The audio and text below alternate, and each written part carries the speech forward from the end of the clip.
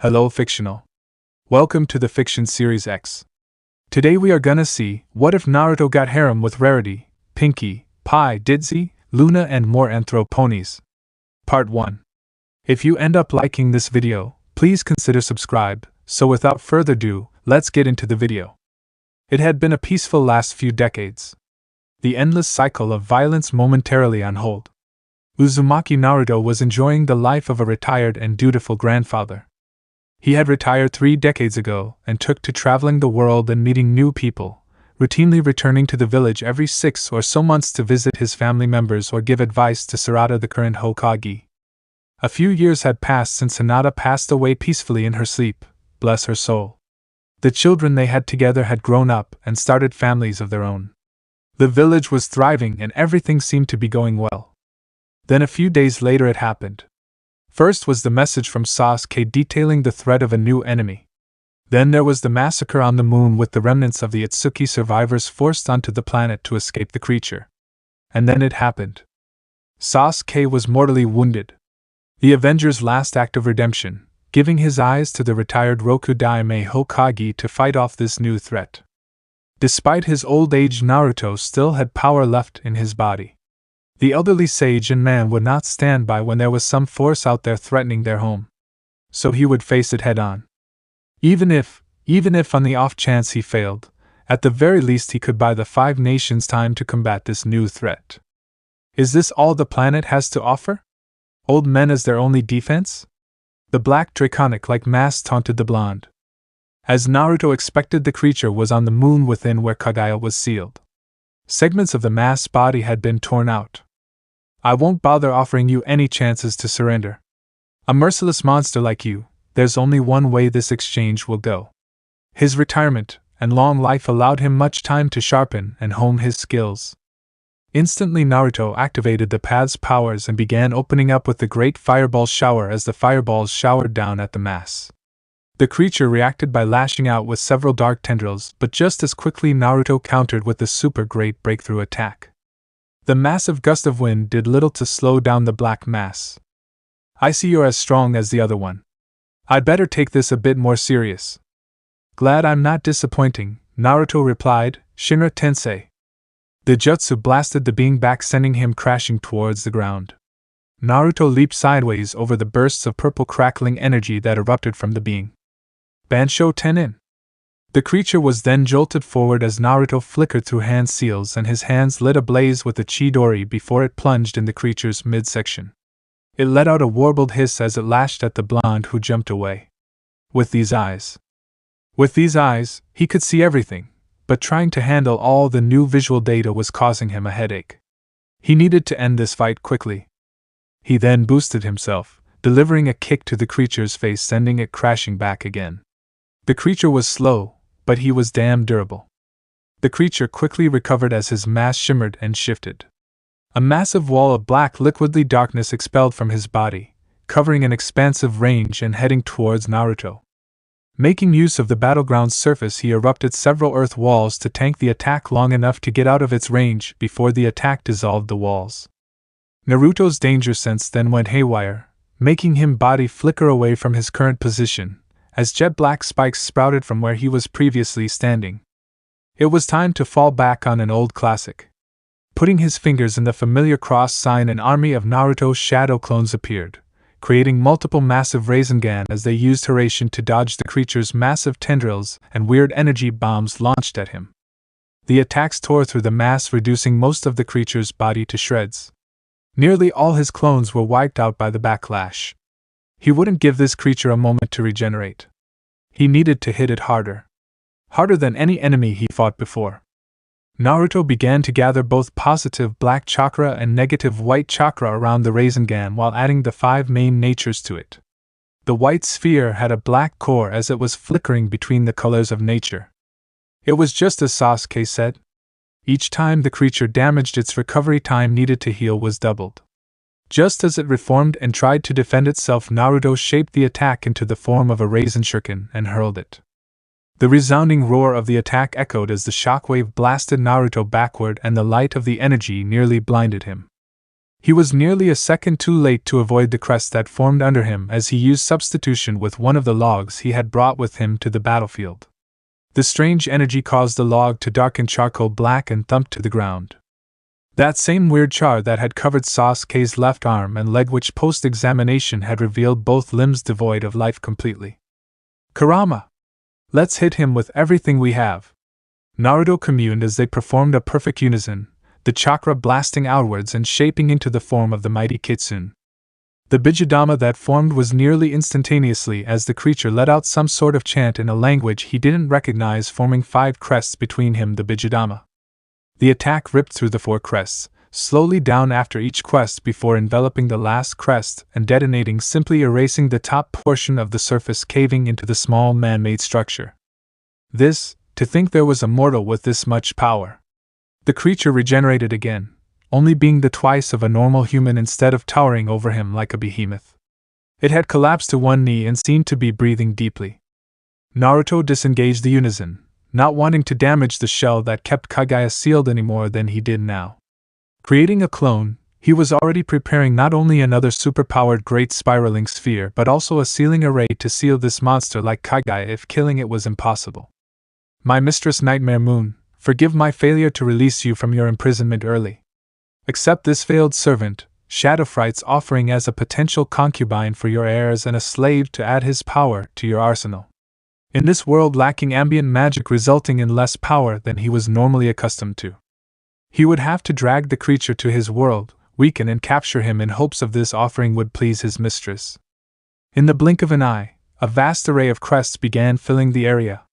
Despite Naruto's best efforts of landing his attack and nearly eradicating the creature to non-existence, he was enveloped by the strange energy, and torn away from the area, away from his homeland, away from everyone he knew to parts unknown. Inside the eloquent structure of a castle, a lone bipedal equine figure was walking down a long hallway as he made way to his destination. As he moved along the marbled floor, the soft echoes of his hooved feet could be heard. He soon arrived at high destination, stopping in front of a set of large golden and white double doors with intricate equine designs on it. Golden curved handles adorned the doors as well as acting as a means into the room. In front of these large double doors stood 2 ashen gray furred equines wearing white and gold armor that was enchanted to give them a synonymous appearance. Though the blonde equine towered over them in size, the 2 guards radiated a good deal of magic. The armors dimly gleamed in the sunlight while being full body so that the vital organs weren't exposed. No words needed to be spoken, merely a nod was given to him as the guards recognized the figure. They stood aside, allowing the blonde entrance to the private study of the princess. Few ponies were allowed access to this room. Princess Celestia. The equine called out to her as he entered deeper into the room. A year had passed since that bold and fateful encounter. He remembered that day quite well. It was a warm and sunny evening. The windows were cracked open so the room was far from stuffy, unlike many of the archive rooms within the castle. He had been trying to gather information on this world in hopes of not only understanding this world better, but information on the creatures responsible for dragging him here in the first place. To his surprise, when the princess entered the archive, she was observing him for some time. Of course, like any competent ruler, she was assessing the situation to see if he was a threat or what his motives were. He had struck up a conversation with her with such casualness that it had caught her off guard. After all, between her immense magical powers along with the fact she was the one responsible for raising the sun and moon, she was heralded as a goddess among her kind. Her power alone was not the only reason she was heralded as so. In comparison to all others, she was by far rather statuesque in comparison to all other ponies. She was a good few inches above 8 feet tall, towering over most of her subjects. Her fur was white, pure, the coat having a sort of a faint luminescence glow to it, with her mane a soft and shimmery polychromatic pattern of colors including a light turquoise, violet crystal, and with shades of cerulean and cobalt. Her form was voluptuous with an ample chest, long legs, and an all-around appealing figure. She was wearing a white lace dress that loomed down to her ankles, with the rest of her outfit consisting of a golden crown with an assortment of royal gems encrusted in it, along with golden horseshoe adornments that she wore on her hooves. The room was rather modest, as its size was large enough to contain a few dressers filled with parchments and books. There were several windows with violet and gold-trimmed window curtains as sun rays shined into the room. The desk was also of a fine imported wood with the look of a black leather sort of texture. There behind the desk sat Celestia, who seemed to be going over a scroll. "Good afternoon, Naruto." Princess Celestia greeted him, her voice filled with not only regal bearing, but warmth that helped develop one of her many titles. All-Mother. For the princess, projecting the aura of a matronly figure. "Please come in. It is always lovely to see you." "As always, Celestia, it's good to see you too," he greeted, his tone pleasant and his gaze matching it. It was just the two of them now, so there was no need for the formalities or protocol. Celestia stood up from where she sat and began walking towards the blonde. "I asked the guards to clear the glass hallway, so we could speak there in private," she then added. "I hope you do not mind a little stroll?" "Not at all, I just feel glad I'll finally be able to pay you back for the kindness and generosity you showed me," he said as he glanced to the side and took in his appearance in the mirror. It was something he had spent a great deal having to adjust to when he woke up as a bipedal equine all that time ago. He spent a great deal of effort tuning up this body after all. His arms and legs were more defined with muscles as well as his abs thanks to all the physical work he had partaken in. The outfit he was currently wearing, though, had hid most of that. He was only able to do so thanks to Celestia providing him some bits, so he could start up a livelihood of sorts in the town he was living in. He was wearing black uniform pants and a dark blue shirt that was made of a slightly inferior material than that of the fine material used by the military. The material came from up north and quite costly, but it was worth it due to the strength of the material and its weather resistance. Not to mention, I've always been curious about the story behind those images. "Very well, follow me." Celestia smiled. She led Naruto out of the room and together, they walked down to the glass hallway. Naruto had only been through the glass hallway once, and that was when he had snuck in. It was an evening in May in which his attempts to meet the princess was rebuffed by guards and dismissed as a no-name riffraff and novel at the idea he would have the gall to try and speak with the princess. He assumed his mannerisms and his lack of overpriced clothing and accent made it easy to spot out that he didn't belong. As she led him down the hallway, he saw many images. A few of them were rather interesting, and he couldn't wait to hear the story behind them. One was of a red-skinned centaur being banished into a pit of sorts. Another was of Celestia and a pink alicorn. That was an interesting term, as it was a pony with both wings and horn, which Celestia was both blessed with. In comparison to Pegasus's, the princess's wingspan was large and majestic like a swan, not to mention her horn had enough length to it to be comparable to a saber.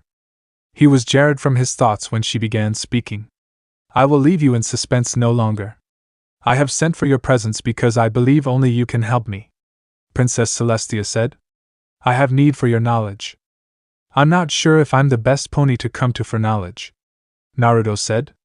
When he had been caught by the princess in her study, he decided to be honest and hoped to appeal to her sense of mercy. Prior to his arrival, he had heard much about the princess's character and hoped what he had learned about her was true. Revealing that he was not a pony but a human who traveled through dimensions and taking the form of a pony, it was still hard to wrap his head around the ponies of this world and of his old world were considered the same species. "Your knowledge in this particular matter is quite unique. Considering your own past, I could trust no one else with such an important task. I need your help in preparation for Nightmare Moon's return." The sound of hoof steps came to a stop as the princess paused. Those pale magenta eyes settled on the blonde, whose eyelids settled slightly, and he cradled his elbows. He was contemplating her windows. His soft exhale and slow and subtle body movements betrayed his uneasiness.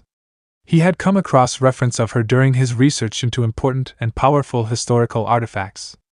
There were very few mentions or suggestions of something called the elements of harmony, which he only learned of thanks to Kage Bunshin. It was the knowledge feedback that the jutsu gifted him being the major factor of why he had even discovered the information, considering he wasn't the most astute student. "So she's more than just a myth?" "Indeed," she answered with a nod.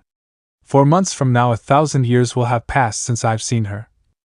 Her voice softly trailed off as her face took up an expression of pain, sadness, and regret.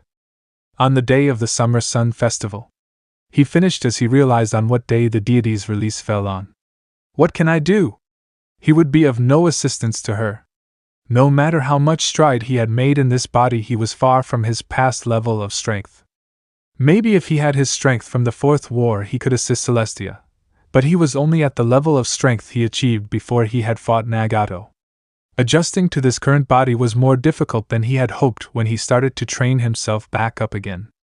I am no longer capable of taking on Nightmare Moon. The elements of harmony are the only force capable of stopping her, and I'm no longer capable of wielding them.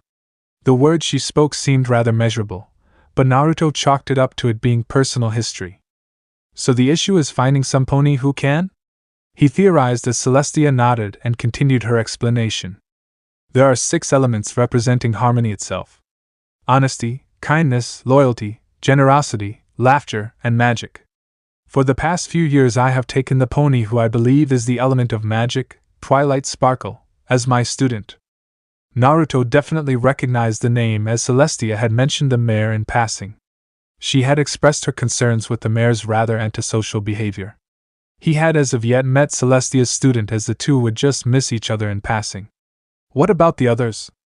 Unfortunately, that has been a matter that remains unsolved. For the past 2 decades I have been searching from town to town of any possible element candidates, but that has proven unsuccessful, not to mention what knowledge I have on the elements ensured that magic is the spark that ties them together. My attempts to encourage Twilight to make friends have been less than fruitful, and time is running out. There is one last town that has been unchecked, and I believe it's possible the candidates are there, and if they are, it is my hope that Twilight will form a bond with them. Seeing as you are a citizen of Ponyville, I theorize that it may be possible you have your own thoughts on possible candidates. There is also the fact that I wish to have a second opinion, and that I am merely not imposing my wishes and hopes upon the ponies, not to mention your more familiar relationship with them, so you would give yourself a better insight of their genuine qualities. I see, he simply stated as he went over Celestia's confession. It made sense. After all, if Celestia had spent all this time looking for the other bearers with only Ponyville left for this year's search. Not to mention he would know these ponies on a more personal level, meaning he would know if the pony was simple and truly honest, and not just someone who was honest most of the time. Very well, Celestia, I'm more than happy to help you, but say, even if I do have some ponies in mind, what happens next? I already have plans to send my protege to help organize the preparations for Ponyville. He nodded as he went over the traits again. Honesty, laughter, generosity, loyalty, kindness. 5 ponies capable of wielding legendary artifacts, and he would only have a few months to figure them out.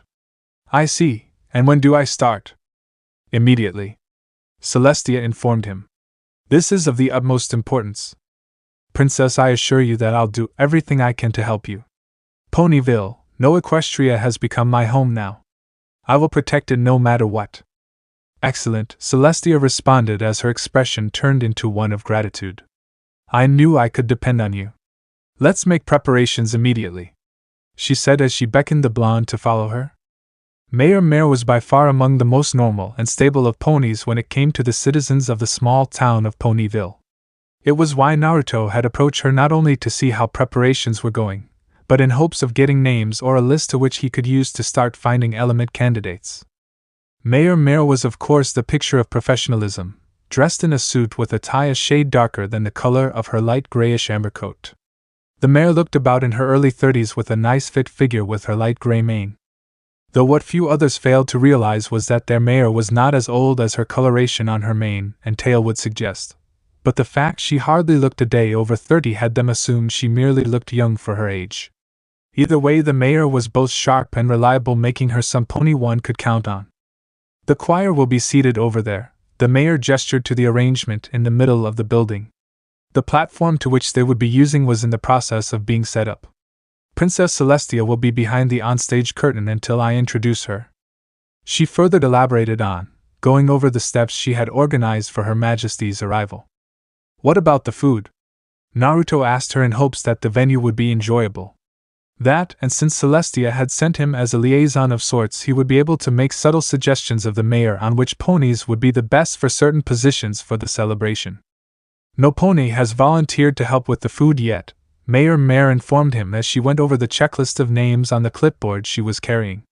There is still a lot to work out with the scheduling of the weather along with the seating and clean up the organization will have to handle. Well, Mayor, I'll let you know if I happen to find anyone who can volunteer," he stated as he mentally began making a list of ponies who might fit the criteria. He was going to have to go down the list one by one. Cheerily was without a doubt one of the sweetest ponies that Naruto knew. She was also rather cute and had a kind heart. Her fur coloration was one of the more unique shades in the town of Ponyville, with a cerise coat and a very pale rose with her mane a very pale cerise mane. Her outfit consisted of a very modest green and orange pattern ankle-length skirt, simple short-sleeved white button shirt with knee-length socks and flats. Her outfit highlighted a nice figure with nice hips, but she was someone of a more reserved nature, so her look was rather classy. She was one of the ponies that he felt qualified as an element. Naruto knew cheerily enough that she liked spending her Saturdays in the park reading and taking in the fresh air. Because of the tight-knit nature of the town, it was easy to develop a tight-knit circle of friends. "So how have you been, Cheerily?" "Things have been pleasant as always." "How was your trip?"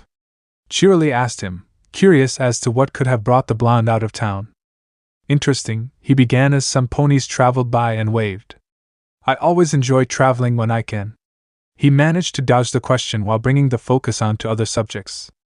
The small talk was of simple things, really. Like how their day went and speculation of how the Summer Sun Festival was going to entail. It grew late into the afternoon before Naruto bid her goodbye with promises of getting together for lunch sometime. Naruto concluded the day with a light meal of celery soup, something that took him a long time to adapt to as he compiled the notes he made. Cheerily, a very kind and light-hearted mare that enjoyed teaching children. Friendly and sociable. She was a good candidate for the elements of generosity and kindness, but her talents lie within teaching. The only volunteer work she could conceivably do for the festival was cleanup. Naruto decided to move to the next pony on his list, Ditzy do. Naruto made his way to where Ditzy lived in one of the small houses that bordered near the shopping section of the town. Ponyville wasn't a large town with a population capping at nearly 400 ponies. With Dinky in school and Amethyst at the academy, there was one place where he would find his wide-eyed buddy. So he went along one of the dirt trails towards one of Ponyville's farm. The most important crops that made up a lot of the town's agriculture consisted of apples and carrots. The carrot farm, owned by none other than a mare by the name of Golden Harvest, or known by her closest friends as Carrot Top thanks to the color of her mane, and that farming carrots was her special talent. The trail to the carrot farm was a nice mile and a half hike along one of the trails. He made his way across an intersecting path as Harvest's property came into sight. He eventually made his way to the porch, which was a little worn down with patches of hole in the ground. Behind the tinted windows one could make out a curtain shielding the inside of the home from prying eyes, with a bug zapper hanging not too far by one of the wooden planks. Naruto gave a knock on the door and called out to Carrot Top. "Coming!" A light, almost feathery voice had called out. Opening the door stood the form of Golden Harvest, a carrot-orange mane mare with a slender figure, bright emerald green eyes, and pale yellow skin. She was wearing a red top underneath overalls, showing off toned legs cultivated from being a farmer. Like most farmers, there were light calluses on her hands from all the farm work. Though seeing as Harvest was the only one who owned and managed the farm, it was small compared to others that worked in said business. "Hey there, Naruto. How can I help you?" "Hey there, Carrot, have you happened to see Ditzy? She wasn't home, so I thought I'd check here." "No, she's out at the market to restock my fridge since she cleaned it out again," she remarked with a look mixed between a deadpan and a grimace. A light chuckle escaped his lips. Golden invited Naruto into her home as his heavy footsteps creaked against the wooden floorboard. They entered the kitchen, in where Golden was brewing some hot water for coffee. As Naruto looked around, he noticed Carrot had some new wallpaper installed as he continued observing the room. The table was new, no longer would anyone using it and deal with the squeaks thanks to the bad leg.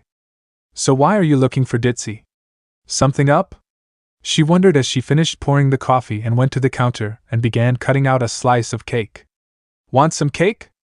"No thanks," he kindly refused as he began adding cream and sugar. "Anyway, the reason I've been looking for Ditz is for preparation for the festival coming up. Speaking of which, Carrot, this would be a nice opportunity to get some advertisement for your farm if you volunteer. There's still a spot for a food vendor to set up shop. I would really like to do so, but I'm going out of town.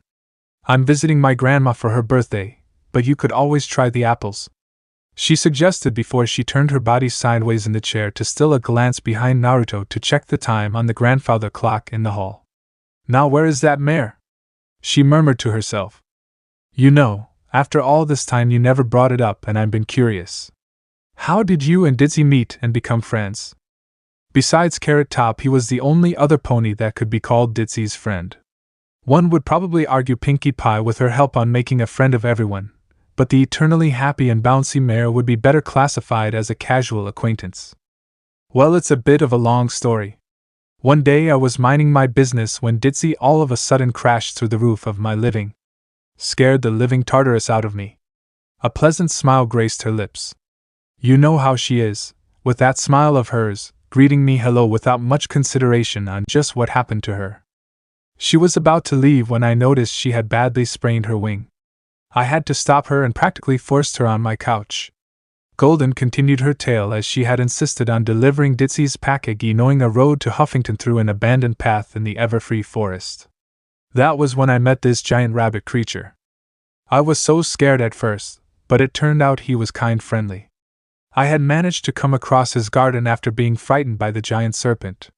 She had gone on to explain how she had enlisted the creature's help to finish delivering package. By the time I finally got back, Ditzy was lounging on my couch with all my food on the table, and you know what she told me? "I emptied out your fridge, and the worst part is she somehow always managed to get past the locks I put on it," she finished with a cute pout. After their conversation, Naruto filed Golden's name away as the possible element of generosity. "Carrot!" A low, almost coltish voice called out before the sound of crashing echoed. "I'm okay." Naruto and Carrot went up and helped the mare up. "Hi, Naruto," she happily greeted.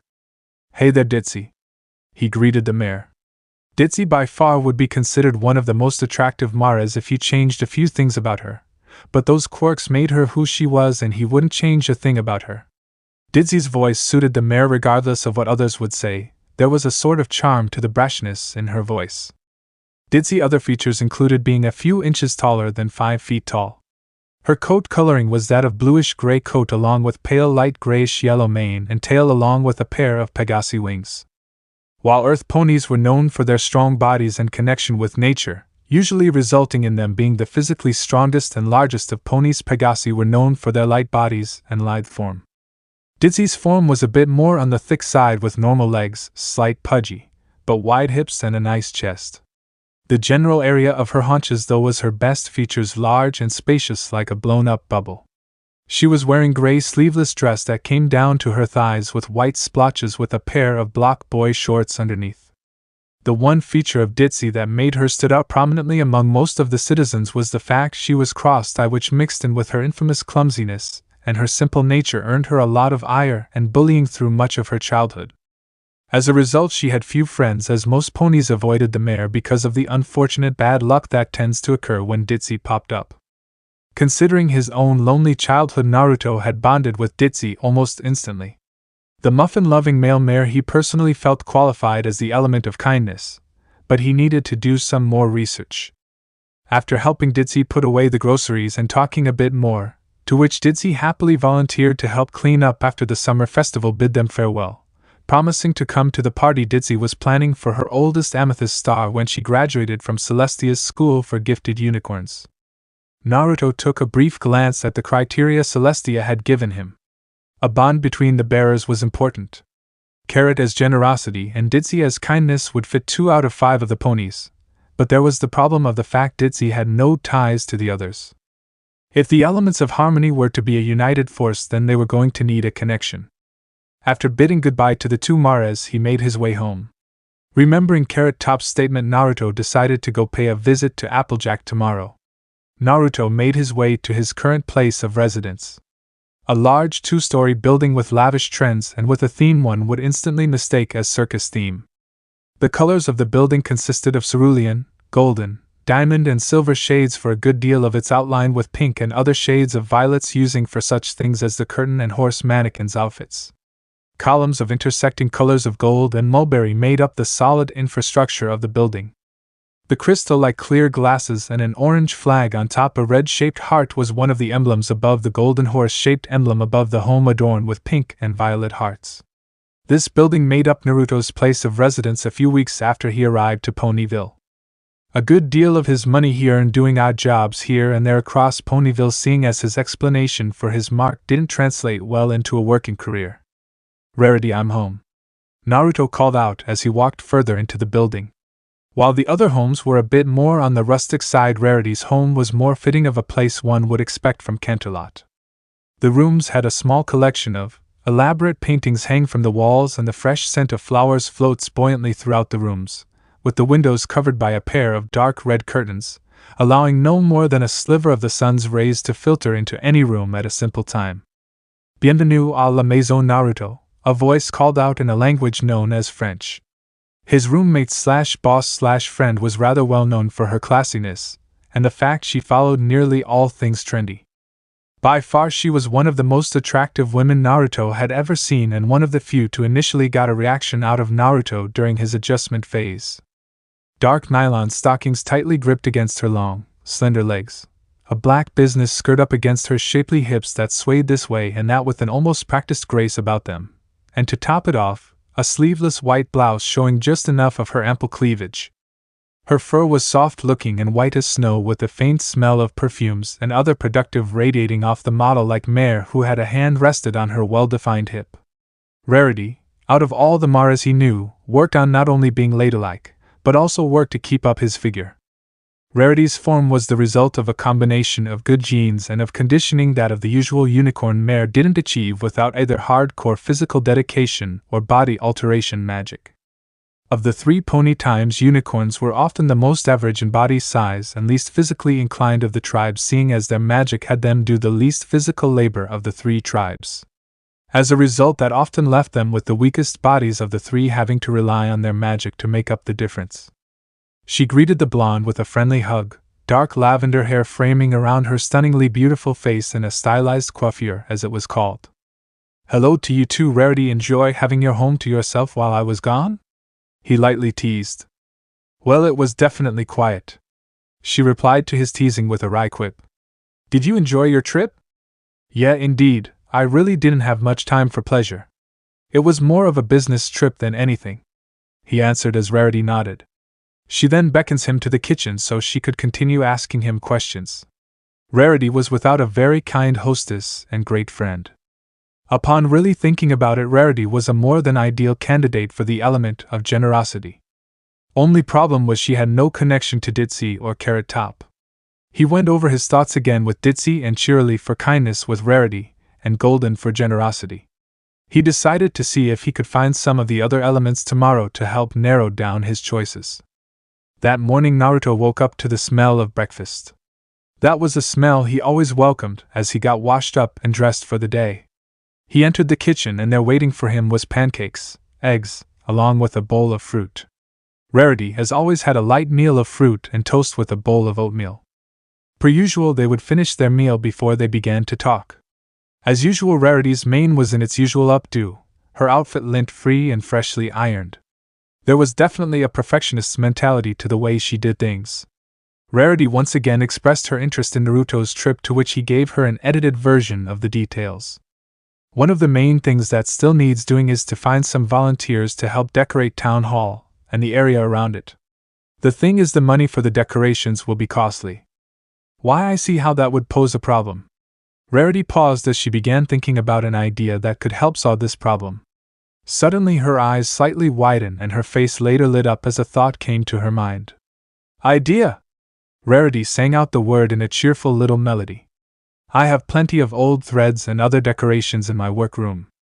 I would be more than happy to not only give them, in fact I would be more than happy to volunteer my services for the festival." "That's very kind of you, Rarity."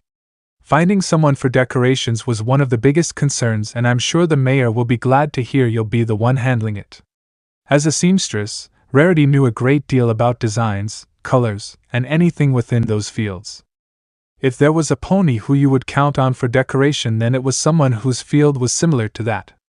Naruto was now more than sure that Rarity was the element of generosity. Since today seemed to be a slow day, Rarity didn't have many tasks for Naruto, so he carried on and made his way to Sweet Apple Acres. The apple farm was by far larger than Carrot Top's farm. The apples not only harvested and sold apples but also took care of livestock. The workers consisted of Applejack and Big Macintosh, with Granny Apple as the elder that oversaw the business side of things. Also cute little Apple Bloom also lived on the farm, occasionally helping out on the farm. Many of the Apple clan were located throughout Equestria, with their relatives going into the hundreds. The apples were among his closest friends. In fact, he owed his life to Applejack and Big Macintosh.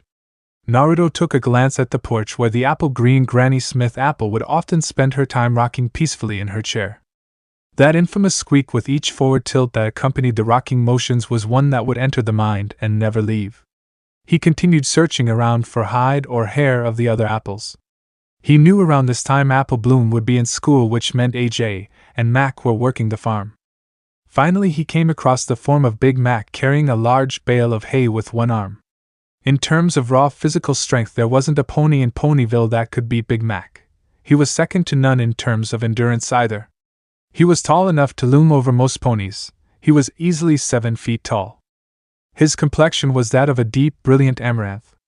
Naruto would soon come to learn that knowing shades of color was a very important part of equine culture, because they, along with features or talents, played the role that names would have in identifying your ancestral heritage. Anyway, he hands down was one of the hardest working ponies in Ponyville. His red flannel shirt seared at the ends and stained with sweat. It clung to his torso, accentuating his broad and muscular chest and pectorals. Despite lacking any formal training, Big Mac's body was well defined from all the farm work, leading to him developing a muscular and attractive body. It was further highlighted by the holes in his jeans that showed off hints of his muscular legs. His brilliant orange mane and sap green eyes completed his farm boy look. His rather quiet and reserved nature, along with his respectful demeanor, earned him more admirers than the average stallion. It would be unfounded to say at least a third of the Mares, if not more of the Mares, of Ponyville either fancied or were attracted to Big Mac. But seeing as Ponyville was one of the most heavily mare-populated settlements in the pony community, that made the choices rather selective, seeing as the mare population heavily outnumbered the stallion population 5 to 1. As such, it wasn't an uncommon practice for those in certain communities to have members that formed herds. "Hey there, Mac!" Naruto greeted the worker, as he adjusted his stride to match his own. "Howdy," he grunted out without breaking his stride to continue collecting the hay. "I was wondering if the apples have any plan for the Summer Sun Festival coming up, because food preparations needs figuring out since there haven't been any volunteers. I wouldn't be able to help ya, preparing for the reunion, but I reckon Applejack would be able to aid you," he said as he placed the hay block into the pike with the rest of them before grabbing the wagon stationed by the entrance and began dragging it outside. "Is Applejack on the farm anywhere?" he wondered as he watched Big Mac place buckets in the wagon that was often used to carry apples bucked from the trees. "She's in town sellin'," he answered as he finished stacking all the buckets in the cart. "Thanks, Mac," called out with a wave as he began his journey anew back into town to find the other farm pony. The blonde made his way to Ponyville's market center, the one place where one could find it all when it came to the ingredients for your meal, and where haggling skills meant the difference between a nice meal or a nice little feast with spending money for tomorrow. "Are you serious? Only 3 bits?" a shocked voice asked as Naruto continued to weave around the crowd of ponies. "Yes, indeed," a voice spoke with a strong and familiar southern drawl. "Wow, back in my old town apples were 15 bits an apple." Naruto finally came upon the scene to see a cobalt blue gentleman in his late 30s with short and neatly groomed jet black mane was purchasing from Applejack. He was wearing a dress pants and suit combo with small square-rimmed glasses, with his eye color a dull sort of gold. The voice, he had been definitely younger than his voice indicated. The Earth Pony stallion picked up the barrel of apples and went on his way.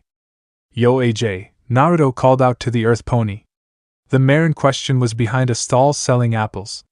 She was slightly taller than him, not to mention she was physically developed like her brother from all the farm work, but more in a feminine shape.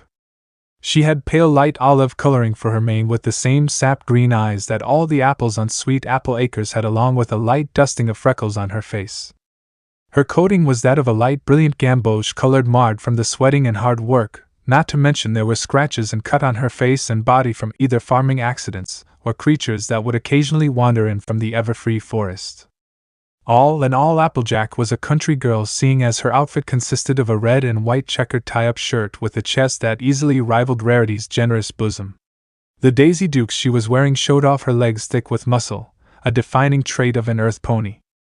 Earth ponies famed for strength and endurance were often the largest of the three pony tribes. It was also thanks to this conditioning that gave her a firm and noticeably round bottom and svelte waist that had initially gained the apple farmer a lot of admirers, but a few factors led to that thinning over time. Applejack would only be courted by a strong and honest stallion with a worthy work ethic, and considering the apples seemed to have unusual strength even by earth pony standards and stubborn adherence to their ethics, that meant many stallions fell short of her standards. Despite this, the apple still had plenty of admirers who still tried to cut corners in their attempt to woo her. In a way, it actually reminded him of Rarity's own fan base of admirers enamored by her beauty, but unfortunately for them, Rarity's standards were even higher by far. By the time he had gotten over there, the mare had readjusted the Stetson hat on her head. "Well, ain't you a sight for sore eyes? How's your boss lady treating ya? Surprised she let ya out of the shop. Come now, Applejack, if you take the time to get to know Rarity, you'll see she's a perfectly nice mare." He knew that Applejack's experience with the high life during that time she spent with her uncle and Aunt Orange colored her perception of the high class. "So that last customer seemed pretty happy," he said, pointing his thumb in the same direction AJ's previous customer went. "Well, that fellow was telling me how they were gouging the prices in the last town he and his wife lived in. I know of the regions, and apples ain't that rare, you know. He was trying to buy my apples for way overpriced, and I couldn't, in good conscience, do that to the poor feller," she finished with a slight sigh. To be honest, money was always a touch and go subject at Sweet Apple Acres. Especially considering that Granny Apple was getting on up there in years, meaning that medically emergencies were another thing to be factored into their budget, and with the growing repairs to the farm thanks to some of the creatures in the Everfree venturing near town now, more than ever. Naruto's face softened at this. "That was incredibly honest of you, Applejack." "Why, thank ya, Sugar Cube." Applejack replies to your comment, before she frowns a little. "But I'm afraid that I may have to start bumping up the prices if the sales don't pick up." Naruto then remembered why he was looking for her. "Actually, Applejack, that reminds me of something. I was wondering if you would be willing to cater for the Summer Sun Festival?" Initially, there was only going to be enough of the budget to order the decorations, but since Rarity offered to decorate Town Hall for free, I could probably convince the mayor to use enough of the budget to cover the food bill. This could also be some nice advertisement to Sweet Apple Acres for the ponies who are going to come for the festival. Sounds like a mighty fine idea, Tommy. Heck, Mac is handling the planning for the reunion, so why not? I'm sure there should be plenty of the family who'd be more than happy to help out. Count me in. This is turning out easier than I would expect. The mayor will be pleased," he said as he placed down a bit to buy some apples. "Why, thank ya kindly, partner." Applejack smiles as she scoops up at his bits. In a matter of seconds she handed him the apples. "I'm afraid I have to leave now to find any more volunteers for the festival. I'll be seeing you, AJ." The cowpony nods. "Yep, you too, Naruto." Naruto continued his way through the busy market streets. Next thing he knew, a pink blur appeared out of nowhere and slams into him hard, making his back kiss the pavement. It took him a moment to recollect himself when he felt a very soft, warm and heavy body press itself against his, as two very immense and cushioned pillows lay against his chest. What's more, his nose could smell the odd aroma of cotton candy and cake frosting. "Hi, Pinkie Pie," he greeted without missing a beat. "Gotcha," she replied with a giggle. "You're slipping up, mister. You didn't even sense me this time."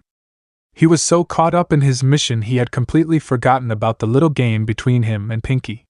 All right, you got me. Can you let me up now?" Those violet orbs of hers were so full of mirth and innocence it was hard to stay mad at her. Of the other Maras Naruto had gotten to know so far, Pinkie was on the shorter side, with her skin a brilliant rose shade and her mane and tail a raspberry shade. Unlike the other ponies, Pinkie's mane and tail was that of an unconventional puffy style reminiscent of cotton candy. Like the others, Pinkie also had a desirable shape, but more unique to her energetic nature. She was shorter and far less muscled than other Earth ponies, to the point many a pony or two wondered if she was lazy. But those who knew Pinkie knew there was nearly no shortage to her energy. Also, with a figure like that, lazy was not the word one would use. She had a nice chest for one, perky and a good deal larger than the average pair, giving her a popularity similar to that of Rarity and Applejack. One would think with all her snacking habit of candy and cake that Pinkie would be pudgy, but that was anything but the case. Her stomach was nice and flat with a remarkable waistline, which in itself was a mystery. Was Pinkie didn't exercise fanatically or worked out like most would, but that didn't stop her from having a more hourglass shape from the waist down. No, all that sugar did in fact went somewhere, and it was that plump ass of hers along with her meaty thighs. If Pinkie hadn't been known as something of a loon about town, she would probably have just as many admirers, if not more so, than a lot of the other Maras. Unfortunately, her highly energetic and sometimes over-friendly demeanor made her off-putting to a lot of ponies. Her outfit consisted of a white t-shirt with the words "Party Girl" bold in gold stopping short of her midriff, along with a pair of form-fitting blue jeans. A stark contrast to her usual yellow skirt or shorts she would have usually worn on her days off. Naruto, unaware that he was staring quite attentively at Pinkie, wondered why he didn't think about asking for her health. "Looks like someone likes what he sees," Pinkie teased mischievously as a smirk formed on her face, very much amused by the embarrassment forming on Naruto's face. "Pinkie," Naruto mumbled with an embarrassed blush. He still hadn't quite fully worked out his own thoughts and feelings about this situation. He would be blind not to notice how attractive the Maras he associated with are. They were very much like humans, and it was those similar features that helped Naruto better adapt to this society. But he was still adapting and getting used to being a pony, so when it came to romance, it was one of the things he had on the back burner. "So, did you enjoy checking me out?" she teased, earning an annoyed sigh from the blonde. Was someone who didn't have much dating experience, she sure was an expert at teasing him. She and Rainbow Dash had that much in common, at least. "Yes, actually, feels like someone might need to go bra shopping soon." He shot back in hopes of embarrassing her, but instead she reacted in typical Pinkie Pie fashion. "You really think so?" she asked, groping her breasts and began fondling them with up and down motions. Naruto's blush intensified. Only Pinkie Pie could turn his pranks and verbal jabs back on him. Then again, it was one of the things he liked best about her. She was a completely honest and sweet mare that saw the best in everything. She was the element of laughter bar none. He didn't even really have to think about who'd he pick for that one if he was honest. "Hey Pinkie, who do you think is the most loyal pony in town?" he wondered as he began to notice a trend in his choices. Pinkie pulled out what she called her thinking cap, which was essentially a mini graduate's hat, and began thinking. "Well, there's the Apples, who are very loyal to their family. Oh, and Cheerily, she's so nice, always doing her best to educate the little colts and fillies. And there's Mayor Mare, who's always doing her best for the town. And the Cakes, they're super nice and awesome and always dedicated to each other. And Shoeshine always take time to listen to those she cares about. And noteworthy is..." Pinkie calmed down. He forcibly placed his hand over the mare's mouth. "Pinks," he called out as she insisted on talking through his hand. She titled her head quizzically and finally stopped talking. "Who do you think among everyone that, no matter what, values being loyal to all else? Can you remember anyone making a major decision to stand by someone else?" After he asked that, Pinkie immediately began talking, to which he had to remove his hand. "Here, so she could stay here with Fluttershy because Fluttershy is so sweet, but really sensitive and..." "Wait, start again. Who are we talking about?" he asked. She looked at him as if he just told her a bad joke. "What do you mean?" "Rainbow Dash, silly, don't you remember?" Naruto literally face-palmed at the fact he didn't realize this himself. Of course, without Pinkie's help it would have probably taken him weeks to realize this, seeing as loyalty was one of the hardest traits to figure out or test. Unlike generosity, kindness, or honesty, you couldn't easily test or see that being exhibited as an everyday trait. Loyalty itself was something one could only show during a major event or decision for it to truly be any test of that characteristic. Rainbow Dash was one of the first ponies he had met, who he owed his life to, and as time went on he got to know a great deal about her. She was close to the Pegasus known as Fluttershy, who was truer to her name than most. In fact, Rainbow Dash moving to Ponyville was a result of being close to Fluttershy, one of the only two friends Rainbow Dash had made at the academy, with her being Fluttershy's only friend. Considering Rainbow Dash's own dream, one would think she would have a better chance at achieving it by staying in Cloudsdales, but her concern for the other Pegasus saw her move to this very town. Thanks, Pi. Naruto scooped the mare into an energetic hug, causing her to let out a little yelp in joy. He was almost sure now. Generosity equals Rarity, loyalty equals Rainbow Dash, laughter equals Pinkie Pie, honesty equals Applejack, kindness equals... In fact, even if the Maras minimally knew each other, it was better than his alternative choices. Seeing as Rainbow Dash spent most days either working or snoozing, she didn't socialize unless it was to buy groceries or find out what was going on in town. Pinkie Pie knew all of them because of her nature, and once in a while Applejack surely had sold her apples to the other Maras. At best, they would be casual acquaintances with Ditzy when she delivered their mail, and only Applejack and Rarity would have had any contact with Shirley due to their younger siblings being in her class. If one would really think about it, who else in Ponyville would really fit the trait of kindness other than Fluttershy? She was extremely soft-spoken and loving, with her talent of taking care of animals.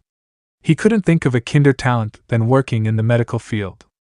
He decided he was going to pay Fluttershy a visit tomorrow and see if she was willing to volunteer for the festival. He didn't even need to ask Pinkie Pie, as the moment she saw Twilight in the town, she was going to insist on throwing her a party. Everything was coming along. He would just need to send the princess a letter on his thoughts on who the 5 elements were. A bright light illuminated the dark halls of the archives. The mare, who gave off the faint glow of light, was staring intently at the bookshelves. She was young, around 20, and just by looking at the pale complexion of her fur it was obvious that she didn't get outside very much. Her moderate violet eyes continued to examine the endless volumes before her. Her mane was that of a very adorable sapphire blue mane-cut with straight bangs, with 2 streaks of purple and rose running through it. A horn protruded from the mane. Her outfit consisted of a white button-up uniform shirt with a lavender sweater vest over it. The formal outfit fit nicely over her bust. Completing the outfit was a violet plaid uniform skirt that reached below her knees. The outfit served the purpose of simple student wear instead of highlighting the loveliness of her features. "Spike?" she called out, her voice echoing through the room. "Spike, have you had any luck?" "I found 5 bits," a young boy's voice called out.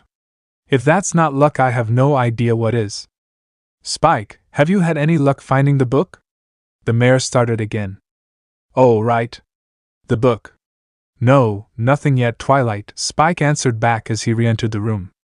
He was an adolescent boy in appearance, with olive gray coloring going down from the top of his chest and down his body, hidden by the purple button-up shirt he was wearing. What couldn't be hidden by the shirt or jeans was his mulberry scaly outside that extended from the back part of his body trailing around his neck, and what compromised his face as well. With his moderate pistachio eyes compromised of slits, pale green spines and mulberry scales, this creature was without a doubt a young dragon. "What was the name of the book again?" he awkwardly asked as he scratched his cheek. Twilight's head dipped back as she had to repress the urge to groan and smack her forehead against the bookcase. As luck would it, her eyes scanned the title of the book in front of her, and with glee she hastily took it from its confinement. This was exactly what she was looking for. "Remind me why we're spending a weekend looking up a moldy old book that no one probably even remembers exists?" Spike sullenly asked, leaning against one of the bookcases. Twilight ignored him, gently holding the book in her hands as her eyes rapidly scanned the pages of the tome's content. After several fruitless minutes of reading, Twilight came upon a page where the words were legible. She grinned. "I found it," she announced. "The Nightmare's Return." "What's so important about this prophecy again?" Spike asked. "Just listen to it. Legend has it that on the longest day of the 1000th year, the stars will aid in her escape, and she will bring about nighttime eternal." Twilight straightened with a gasp. "Spike, do you know what this means?" "No," he answered. "Never mind," Twilight shook her head. "It doesn't matter. What's important is that we get this information to the princess immediately. Spike, take a letter." "Why do we have to do this now?" Spike whined. "Don't you remember what happened last year during the last winter solstice?" she asked as Spike shot her a quizzical look showing that he indeed did not remember what she was referencing. For the following decade, the stars have been suddenly drawing closer to the moon in behavior in stark contrast to any pre-recorded data or behavior spike. Now does it make sense? Spike stared at her. He shook his head. You're impossible, you know? Twilight asked as she resisted the urge to facepalm. I know. You said you wanted me to write a letter? Spike reminded her. Oh, right, Twilight said. Spike hiccuped out a burst of green flames, and a scroll of parchment, and a quill fell into his claws. Ahem. Dear Princess Celestia. Dear Princess Celestia. My recent studies into the old Equestria folklore have led me to conclude that we are on the precipice of disaster, Twilight dictated to her assistant. For you see, the mythical mare in the moon is in fact Nightmare Moon, and she is about to return to Equestria and bring with her eternal night. Twilight continued to dictate. As she paced about, something must be done to make sure this terrible prophecy does not come true. I await your quick response, your faithful student Twilight Sparkle. HR, Twilight, Sparkly. Spike finished writing. Got it. Great. Send it. Now? Of course. I don't know, Twilight. Princess Celestia's a little busy getting ready for the Summer Sun Festival, and it's, like, the day after tomorrow. Twilight came over to Spike and went face to face with him. That's just it, Spike. She then straightened up, looking to the sun. The day after tomorrow is the 1000th year of the Summer Sun celebration. It's imperative that the princess is told right away. Spike took a deep breath, held the rolled parchment in front of his mouth, and blew a burst of green fire over it. The message burned away, leaving only a tendril of sparkling pink smoke that snaked out a high window. There. It's on its way. But I wouldn't hold your breath. Oh, I'm not worried, Spike. Twilight replied in a smug tone. The princess trusts me completely. In all the years she's been my mentor, she's never once doubted me. Suddenly, Spike's cheeks bulged as if he was about to vomit. Instead, he belched up a burst of green fire that formed into a sealed scroll, which dropped to the floor. I knew she would want to take immediate action, she said as Twilight scooped up the scroll. My dearest, most faithful student Twilight, you know that I value your diligence, and that I trust you completely. But there is more to life than reading old tomes. Get out and enjoy yourself some more. I assure you that there is more to life than reading dusty old tomes. Twilight gasped as that sentence seemed to hit her hard. /I. Seeing this, Spike looked over and continued reading it. There is more to a young pony's life than studying. So I'm sending you to supervise the preparations for the Summer Sun celebration in this year's location, Ponyville. /I. It took Twilight a minute to get over the shock before she began packing her saddlebag. If the princess wanted her to oversee the celebrations, then she wasn't going to let her down. She exited the archives and began making her way to her room to pack. There you are, Twilight, a voice had called. Twilight turned to see it was some of her classmates from Celestia's School of Gifted Unicorns. The first of the Mares had an ivory coat with light curly pink mane and tail with electric blue eyes. She was wearing a wispy black V-neck top and jeans low enough to give off a glimpse of her cute mark, 3 sparkly blue stars. Next to her was Minute, the tallest of the 3 unicorns. Her complexion was that of a Maya blue coat, periwinkle mane and tail with a pigment blue streak and steel blue eyes. She was wearing a blue plaid shirt with a jean skirt. The last of them was Lemon Heart's appearance consisted of a plain yellow coat, a cerulean mane and tail with a lighter tail streak, raspberry red eyes, and a cute mark of 3 hearts, 2 light blue and 1 light green that peeked out from the miniskirt she was wearing. All 3 of the unicorn Maras had the typical unicorn body shape with varying differences. Minute was tall and on the leggy side while being the leggiest of the 3. Lemon Heart's was the shortest, but with nice hips, and her mane hanged the lowest with 2 curls on the side of her shoulders. Twinkle by far had the largest chest of the trio and was the most outgoing with a charming smile and a more outgoing demeanor in contrast to Lemon's easygoing nature and Minute's more quiet and reserved nature. I trust you've heard Moondancer is having a little get-together in the West Castle courtyard, explained Twinkle. You want to come? Twilight recoiled a bit, and then said, Oh, sorry, girls, I have something important I have to attend to, she said as she galloped off. Twinkle sighed in disgust. Does that pony do anything except study? I think she's more interested in books than friends." The three of them then went on their way. So long. She had waited so long. It wouldn't be long now. Just a few hours and Equestria, no, all of Equestria would be hers. For the first few hundred years rage fueled her relentless determination to break free from the moon. When that had failed, she simply sat in silence and contemplated her moves. That was when they came, her minions from the shadows. The nightmare forces. That was when she truly began to form ideas. Planning for the day. Planning her rule. Planning on what she had in mind for Celestia. The power of the elements, as great as they were, could not be fueled by the effects of one individual, even one as mighty as Celestia. No, harmony, after all, could not be maintained by one existence. As she struggled and fought against the magic's pulls, remnants of her will and magic slipped through the cracks. As such, the once pleasant dreams or sleep of many creatures began a terrifying and dark presence that would impress upon their dreams. Hush whispers would spread along with the fear memories of a creature that would plague the dreams of those touched by darkness. These dreadful experiences that would drive those to tears or the brink of madness would soon earn the name of nightmares. These nightmares consisted of many things, but there was one thing that was consistent about many of them throughout the years. That of a wicked and dark-coat mare, the manifestation of nightmares itself having resulted in many folklore about the mare from the moon. The folklore so strong it had become a holiday of sorts and a story to frighten misbehaving fowls. Those who sought the power that the folklore promised, or those dissatisfied with Celestia's rules, soon found themselves in these nightmares face to face with the infamous mare. Those touched by darkness would make up her army for the incoming takeover of the planet. She would be ready. Equestria would be hers. Each breath came out as a frosty hue as he carried forward. Naruto could feel his energy dropping at each step. Was a struggle not to stop. His feet crushed dead leaves and twigs that littered his path. This area was filled with dying plant life. His exotic yellow hair swayed slightly in the breeze, his body marred with blood and his neck covered in bruises. There was long, razor-like scratches littered across his black and orange tattered clothing. No matter the pain that was coursing through him, he couldn't let that thing win. He felt the air grow colder. Far behind, an exhausted Naruto walked a few more steps. So this is what it feels like. He had heard people often complained about him having too much energy, but it looked like in this one situation it was failing him. Taking another step, he promptly collapsed in exhaustion. Naruto took another step, almost losing his balance and falling over. Shadow fright was drawing closer. He could sense it. He could feel the darkness creeping up on him. He was here.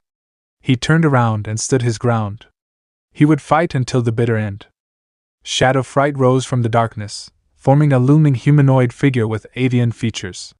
His movements were fluid, like a liquid, and his very speech was that of a groan. End of the line. The nightmare will consume everything. Not as long as there is breath in this body, Naruto remarked as a sphere of light erupted from his chest. Both of them charged forward, ready to destroy their longtime foe at long last. He jolted awake with a heaving breath and slackened form. His steps were awkward as he stumbled in the darkness. Reaching out, he pulled the light switch as he looked at himself in the mirror. The same familiar image he had for a year now, a body covered in orange fur that covered his form, with the exception of his hair, referred to as mane, and his tail. They were both a bright brilliant yellow that was the same as his hair. Though that wasn't the only feature that stayed the same, he at least still had his cerulean blue eyes. It had been nearly a year since he woke up in this strange new world. He got dressed, putting on a pair of black jeans that he was once more starting to outgrow, which he would need to go to Rarity's for adjustment. The blonde had finally saved up money to buy his own place, and moved a couple of weeks ago. While he was a little sad to move out, having gotten used to Rarity's presence in the morning, he knew he couldn't take up her guest room forever. He threw on a white button-up shirt. No sense putting on anything too nice, all things considering today. His thoughts continued to plague him as he continued down the street. In a blur, Pinkie shot out a series of words before continuing her quickened pace. He caught the words new pony and party in the verbal speed blur. Of course, the reason for that was what happened 20 minutes ago. A chariot passed through some clouds as the two passengers looked on. Ahead was a pleasant-looking small town of wood frame, thatched roof buildings bordered by a stream and mountain. The two Pegasi pulling it were muscular and covered in golden armor. They had two-tone blue tails and matching crests on their helmets. While Spike felt relieved that he was gonna have a change of scenery, Twilight, however, was clearly not enthused over this job. And I have an even more essential task for you to complete: make some friends. The purple unicorn hung her head over the side with a soft moan as Spike turned to her. Look on the bright side, Twilight. The princess arranged for you to stay in a library. Doesn't that make you happy? There was a long pause. Finally, she brightened suddenly. Yes. Yes, it does. You know why?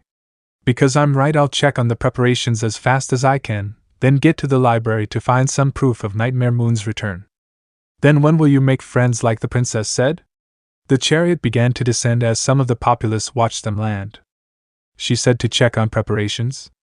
I am her student, and I'll do my royal duty, but the fate of Equestria does not rest on me making friends.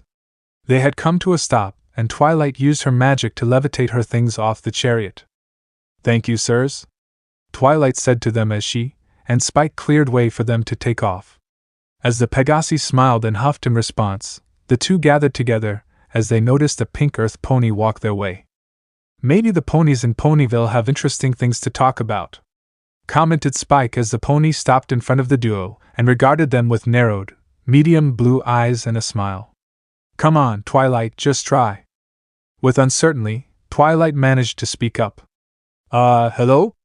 The pink one responded with a massive gasp of pure surprise, a leap that left her briefly suspended in midair, and then she suddenly dashed off midair, nearly blowing the unicorn's mane and tail off. Well, that was interesting, all right. As expected, the town was far more lively than usual, seeing as everyone was preparing for the Summer Sun Festival.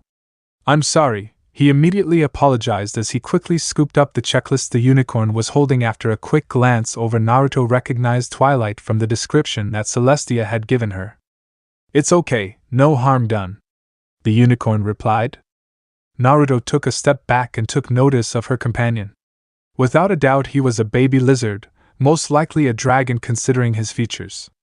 Welcome to Ponyville, my name is Naruto and it's nice to meet you. I haven't seen you around before, so am I wrong to assume you're new to town? Indeed I am.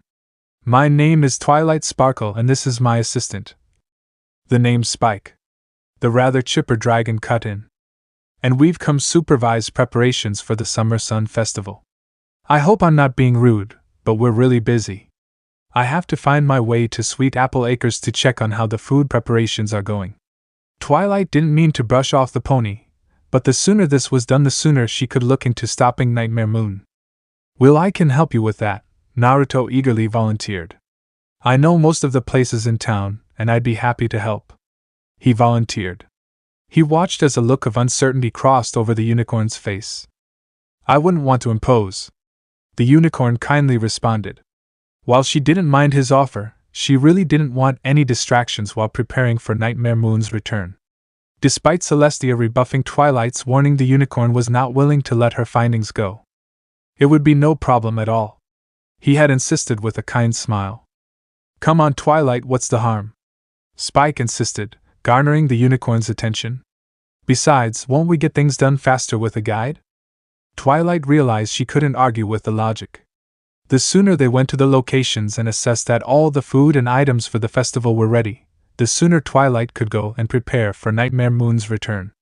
Alright, Naruto, looks like I'll be taking you up on your offer. The first stop on our list is Sweet Apple Acres. Naruto nodded, and with a suggestion of right this way, the trio went on their way to the apple farm. To start off the tour, Naruto began leading Twilight and Spike through the trail that led towards Ponyville farmlands.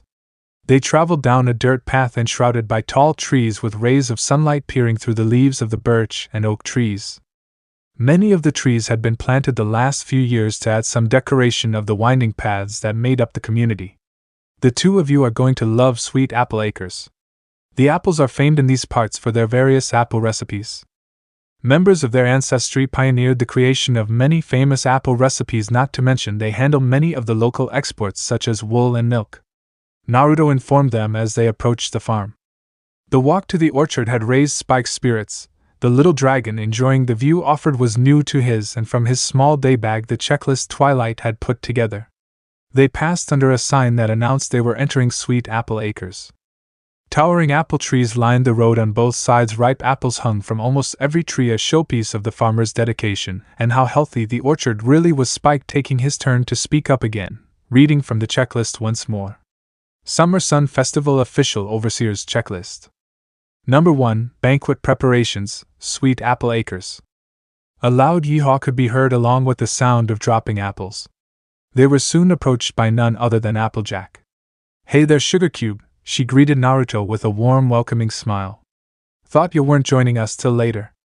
"Hey there, AJ. I had to adjust my plans a bit seeing as we have some newcomers in town, and I volunteered to tour them around town," Naruto answered as he stepped aside to reveal the newcomers. Twilight stepped forward and began to formally introduce herself. She couldn't help but be a bit startled by how noticeably taller and large the other mare was. With the exception of the guards and Celestia, it was uncommon for her to see other ponies of this size. Then again, Canterlot was a city where the majority of the population comprised of unicorns, so she hadn't met many earth ponies or Pegasi to make a comparison. "Hello, my name is Twilight Sparkle, and I'm..." She was suddenly cut off in the middle of her introduction. "Howdy there, name's Applejack, proud member of the Apple family," Applejack introduced herself as she shook Twilight's hand vigorously. "Nice to meet you, so, what can I do you for?" Twilight Sparkle cleared her throat. "Well, I am in fact here to supervise preparations for the Summer Sun Festival. Are you the one in charge of the food?" "Sure am," Applejack proudly declared and then offered. "Would you care to try a sample?" "As long as it doesn't take too long." Twilight Sparkle found herself covering her ears as the loud sound of a triangle ringing soon filled the area. Applejack turned towards the farm and took a deep breath. "Soup-san, every pony!" Her voice rung out through the acre. "Y'all lucky ta come here first," said Applejack. "You're just in time for the Apple family reunion. Now, why don't I introduce y'all to the Apple family?"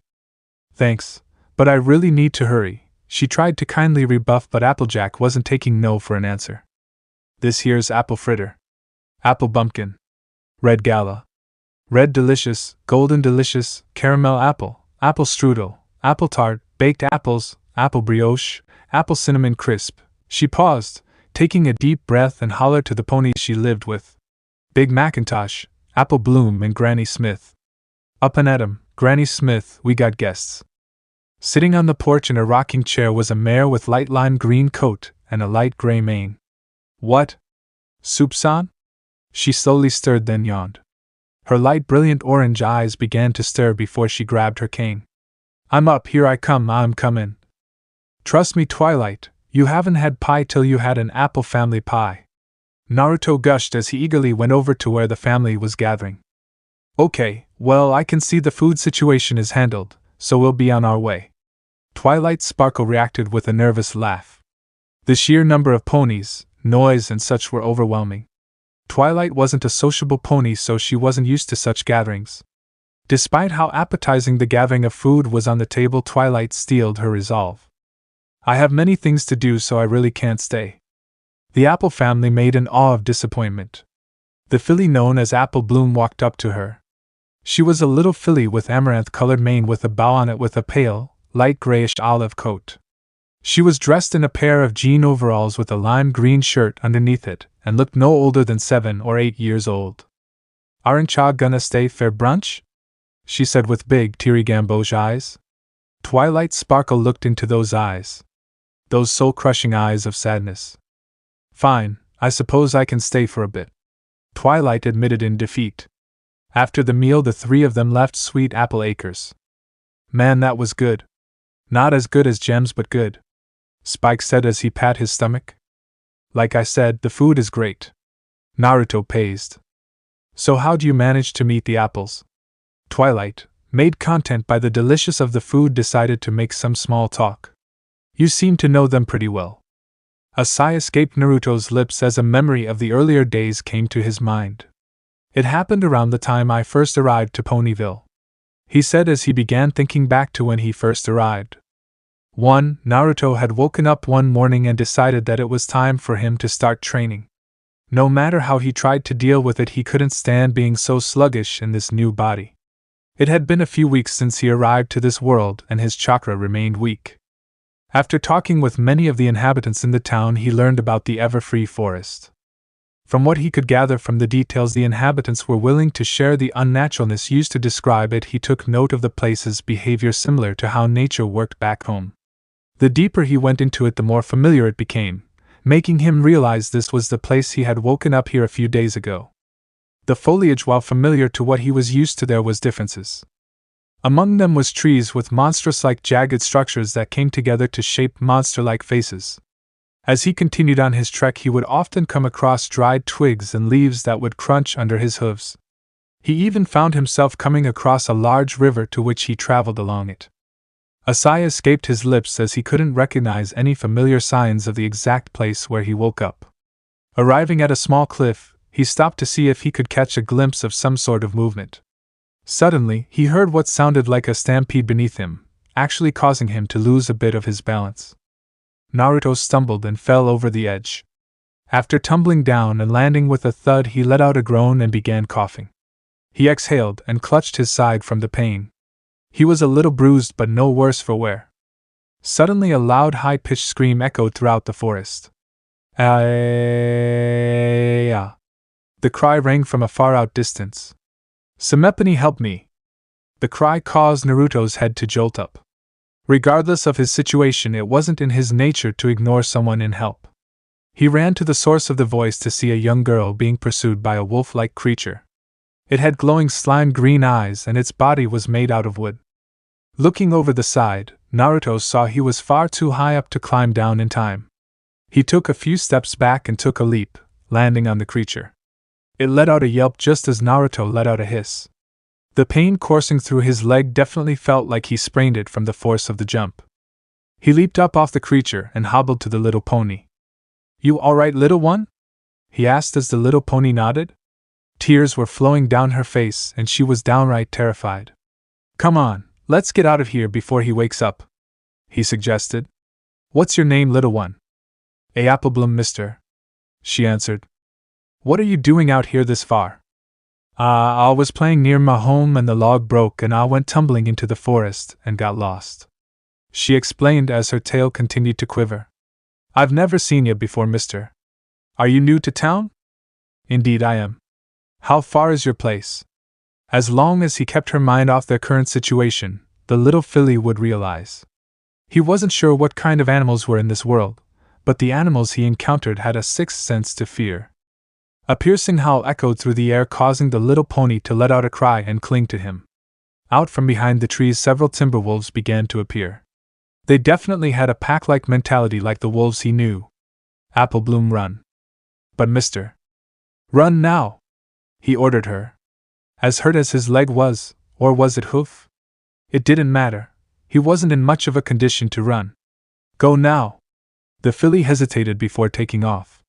Some of the wolves attempted to chase after the smaller male, only for Naruto to charge forward and ran into the wolves. He let out a grunt, a resounding pain coursing through his head. He recovered, rolling away as the creatures nipped at him. "I may be part equine now, but I can still fight." The declaration was more for himself than the animals. Some of the wolves charged and Naruto attempted to punch them with his good hand, only to meet with a solid thud as a pair of claws tore through his back. He hissed as blood began to mat his back fur and he landed on his hooves. He jumped back on his hind legs, narrowly avoiding teeth sinking into his neck. The pack began to thin out and surround him. He was barely missing being pounced on as they tightened the circle and began driving him deeper into the forest. What could he do in this unfamiliar body? What good was his stamina if he couldn't properly utilize its strength? The wolves took charge and leaped. If he couldn't overpower them, maybe he could outrun them? Right when they were about to tear him apart, Naruto replaced himself with another one of the wolves. He nearly dropped from the sudden bout of exhaustion. Damn! Even his chakra control was off. He didn't bother to wait, taking off at breakneck speed. He turned, seeing that the Timberwolves were not going to quit in their hunt so easily. One wolf leaped, and Naruto, catching sight out of the corner of his eye, reacted out of instinct and shot his back feet out. He, unlike most people, had used to animal-like instincts, so it was almost natural that he would react to them. The force of the blow nearly broke apart the body of the creature. Using his agility, Naruto took any opportunity he could to strike. After all, he may not have been a scholar, but he was a battle genius, and his experience in fighting allowed him to stay ahead of the creatures. As their numbers dwindled, so did his stamina. Naruto felt like his limbs were on fire. At this rate, if he kept going, he was going to be seriously injured or worse. Even after all this time. I'm still a stubborn idiot, but an image of the village came to the mind as well as his family. I lived a good life and accomplished quite a few things. I've always managed to survive, and I sure as hell don't plan on dying to wild animals. Just as the creatures charged, two figures leaped over him. A mare in a Stetson hat, and the other wearing some sort of object he didn't recognize. One had a crimson coat, and the other was orange like him, both with a gamboge-colored hair, or manies as they were called on equines. With impressive strength they sent two of the creatures flying, with the female throwing a kick and the male launching a punch respectively. The creatures seemed to rethink their strategy from having to deal with one injured adult to having to deal with him, and the addition of two other healthy and strong adult ponies. The creatures found themselves driven back and away as the two earth ponies proved to be more formidable than the pack was willing to deal with. Try as he might, Naruto couldn't keep consciousness as he succumbed to his injuries. Naruto slowly began to stir as he realized he was no longer in the forest. He was staring at the wooden roof of a room. He turned his head slightly as his blurry vision made out a room of sorts with rays of sunlight peeking through curtains. He let out a soft exhale and began to set up. His body seized up and he let out a yelp of pain. "Whoa there, partner!" A voice with a thick accent called out as a hand was placed on his chest. The accent was kind of familiar to the people who lived in the outer rim of water country that he had encountered during his training trip with Jiraiya. Naruto's vision began to clear as he made out the outline of its owner. It was a mare with a hat. "Y'all plenty injured, need to take it easy." Naruto, still a bit dazed, glanced down and noticed his body was bandaged. His eyes focused and he noticed the hand of his caretaker was bandaged as well. He couldn't help but wondered what happened.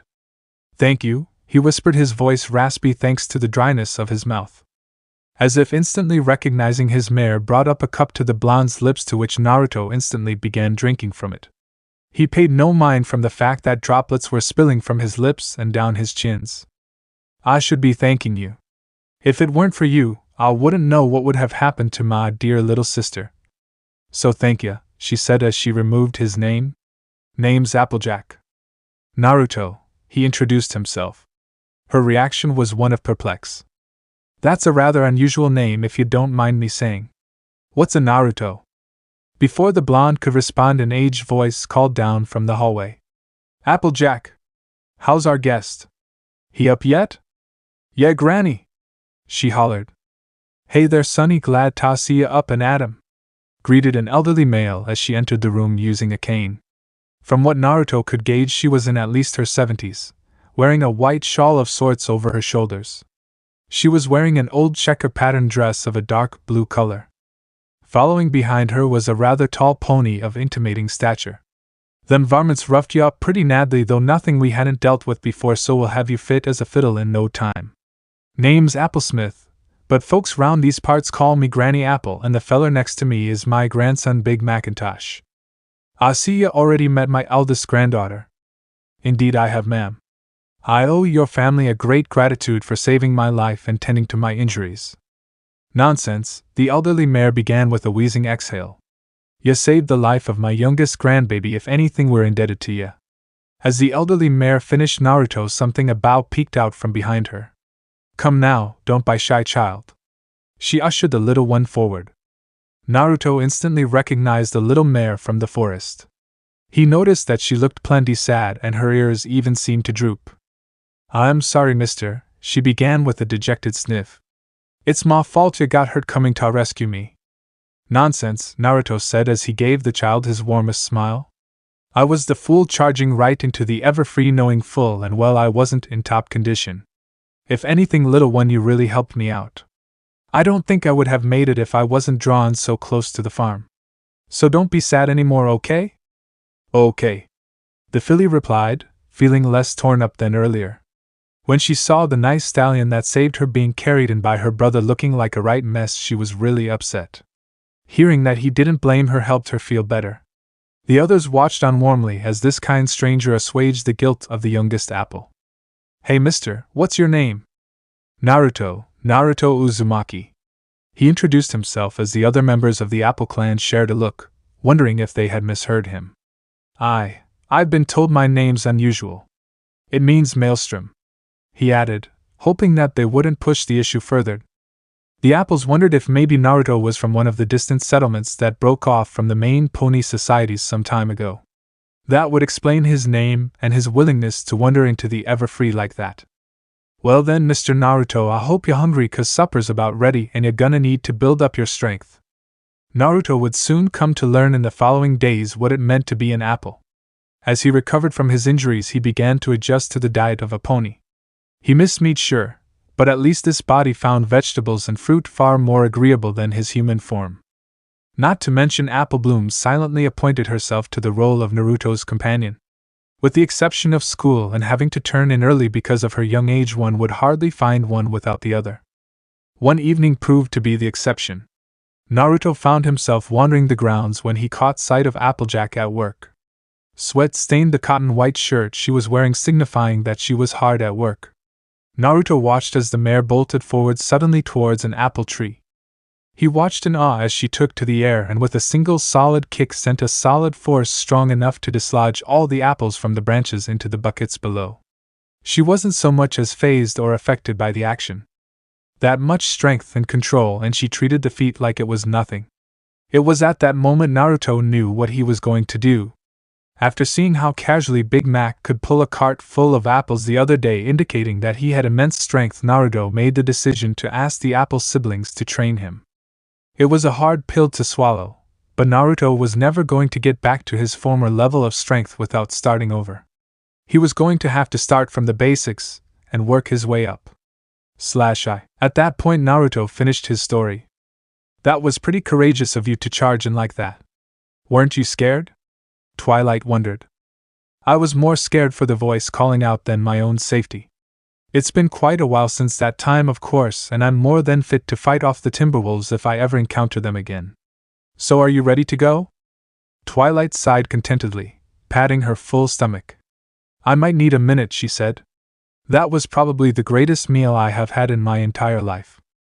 Glad you liked it, Sugar Cube, Applejack said, as she came over and took a seat. Don't get that many new folks around these parts nowadays. Always nice to see a new and friendly face. Glad to see you enjoyed yourself? I was just following the atmosphere, Twilight said. You have a very nice family. Why, thank you, Applejack said. What about yourself? Got any family back in Camelot? Yes, actually, Twilight said. My mom's a novelist, and my dad sits on the Canterlot Council, and my brother's second in command of the Royal Guard. Applejack whistled. The Royal Guard, huh? Protecting the Princess Erzelf? Heck, I bet you get to see her all the time. I actually spoke with her last evening, Twilight responded casually. You've met the princess? Applejack asked, staring wide-eyed at Twilight. More times than I can count, Twilight boasted with a hint of pride. I've been her protege for over 13 years now, learning all I can about magic. Applejack laughed boisterously, slapping Twilight on the back. Had I known the princess's prized apprentice be showing up, that would have brought out the good silverware. Oh, that's all right, Twilight said. I've never really been fond of fancy parties and the like. Me neither. Applejack laughed. Looks like we got a lot in common. Sorry if this comes off as rude, but we really have to go, she said, grabbing Spike's shoulder and shaking awake the dazed dragon. The food was so delicious the little dragon was hit with the "it is" during mid-meal. Well, it has been a lovely meal, and I thank you for your hospitality. I believe I can cross food off the list of things that I need to check off, she said without emotion, not even noticing that she had practically repeated herself. She turned to Naruto, who had been oddly quiet during the exchange. For the next item on our list, I need to speak with a Miss Rainbow Dash about the weather.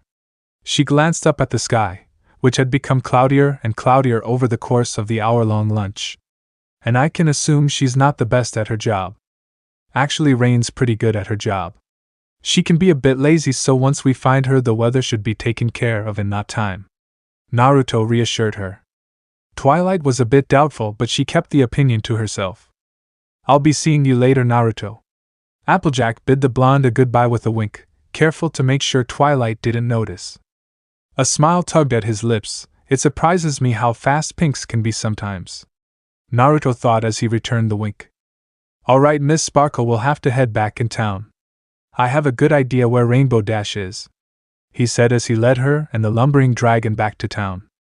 The apples seem like perfectly nice, Pony. I don't see why you couldn't at least try and make friends. Spike finished as he shot her a worried glance. Spike, what do friends do? Twilight asked her assistant. They have fun. They talk to each other, they spend time together, they get in the way of studies by wasting your time with meaningless activities, Twilight said, finishing the sentence that Spike wasn't about to say. Spike groaned.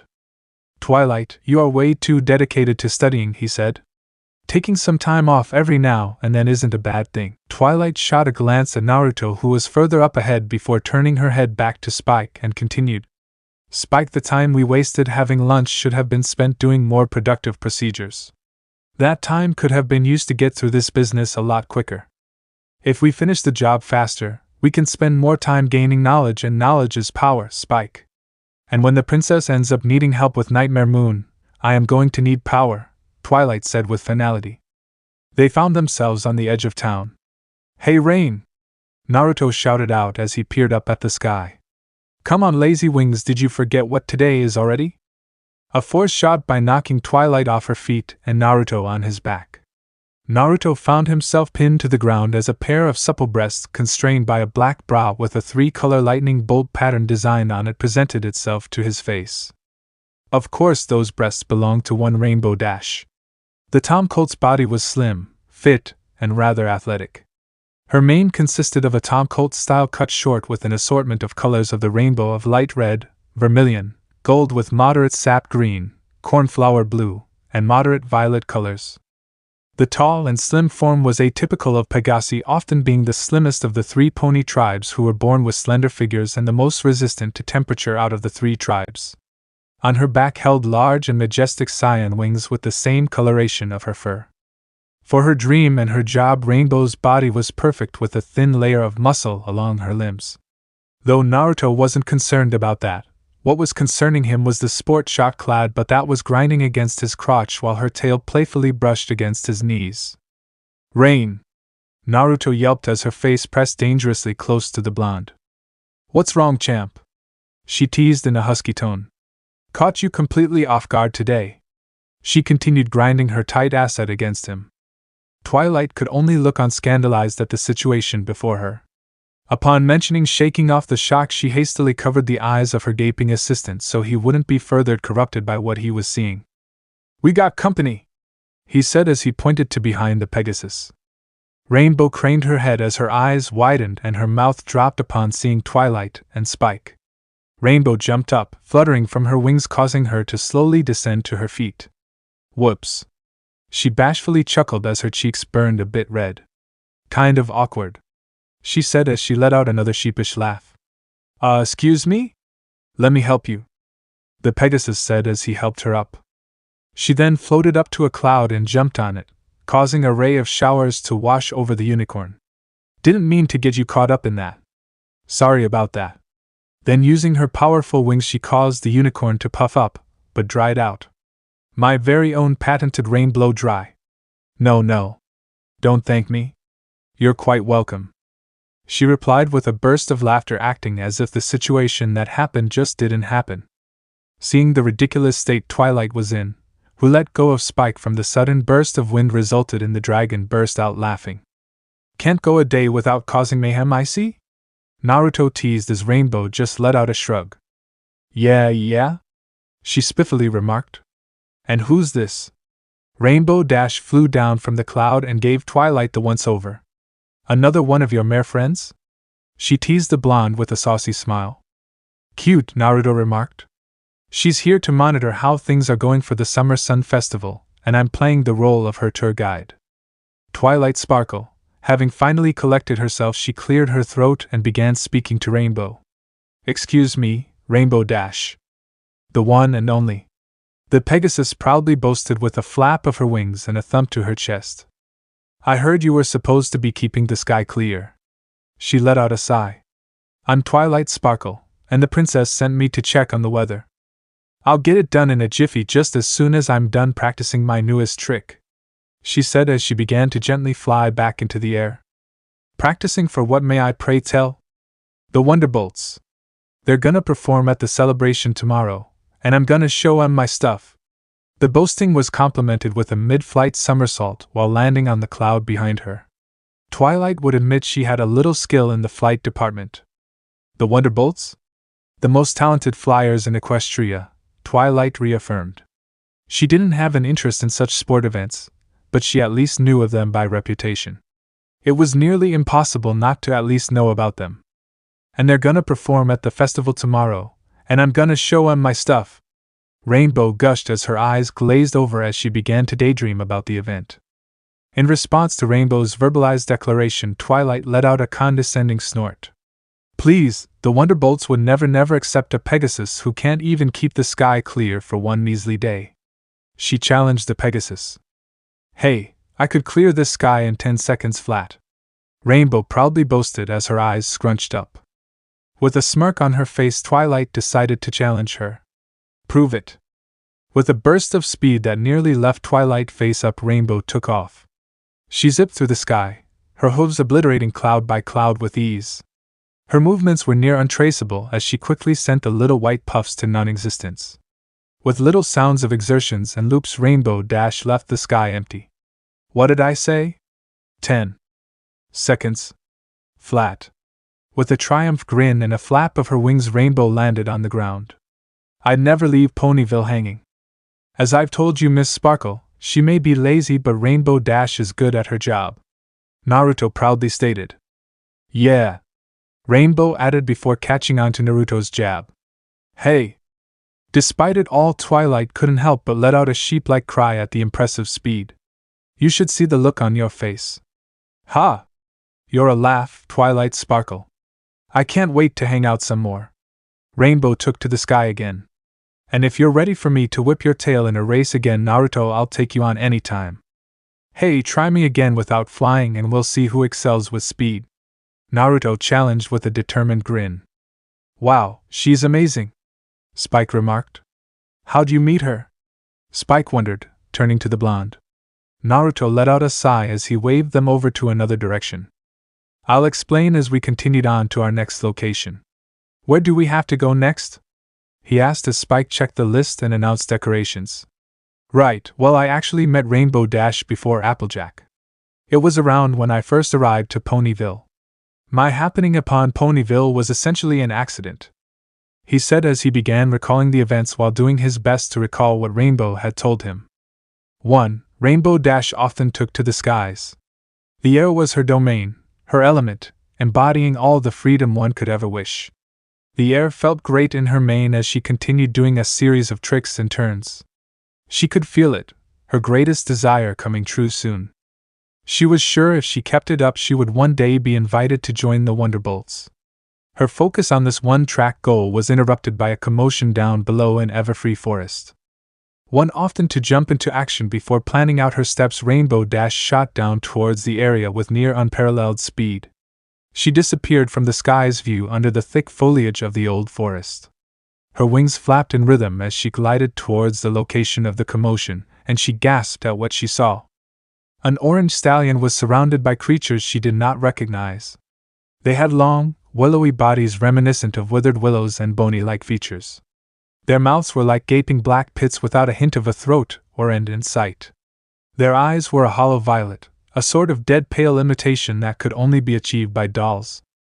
The stallion looked to be rather cut up, patches of his body caked in blood, and that he was about to collapse in exhaustion.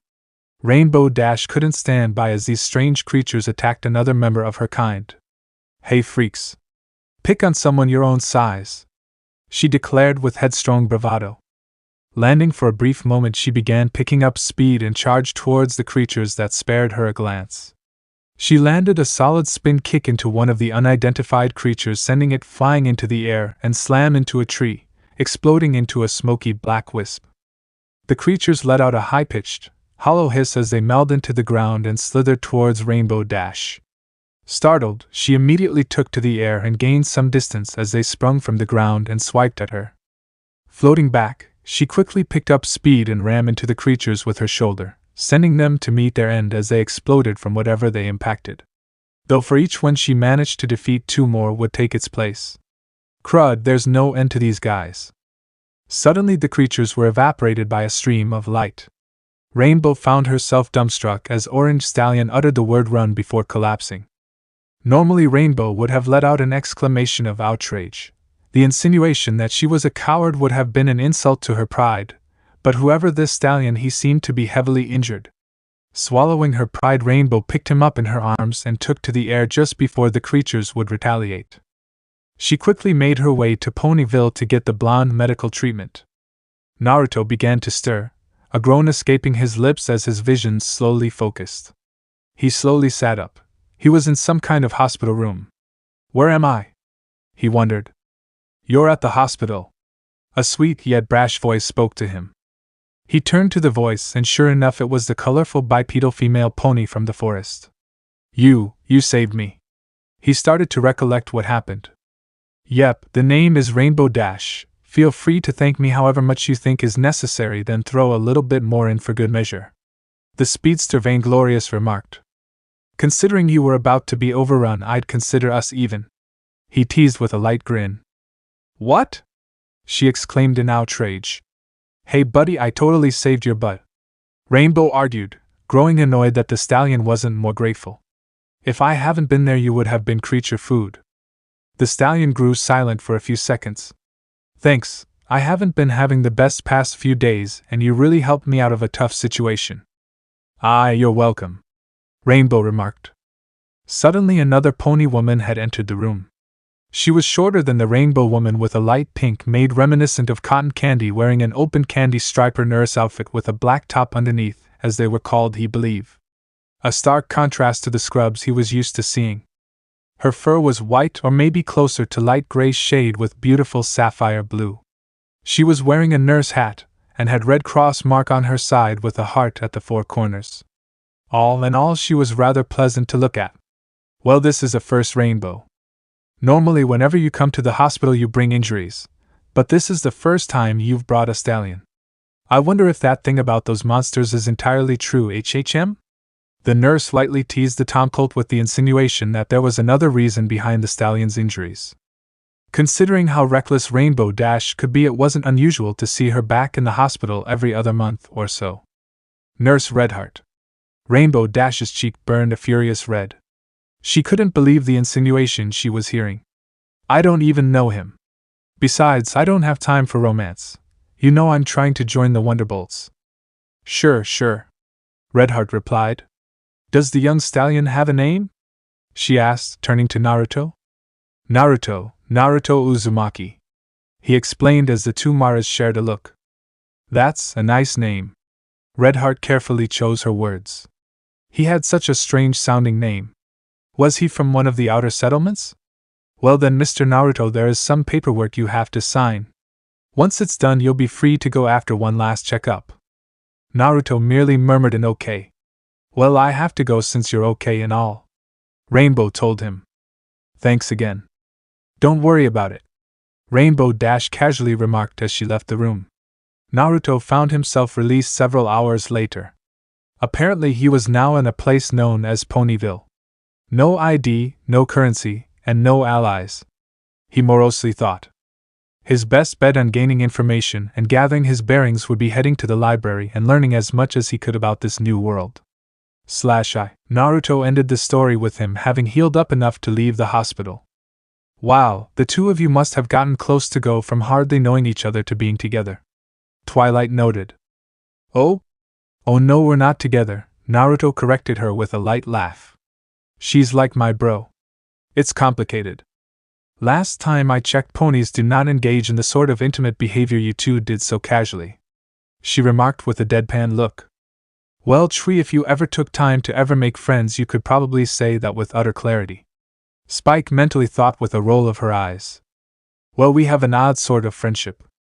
We like to prank and tease each other, and Rainbow seems to get joy out of teasing me that way. The reason why I said she's like my bro because it'd be weird to think of her like my sister.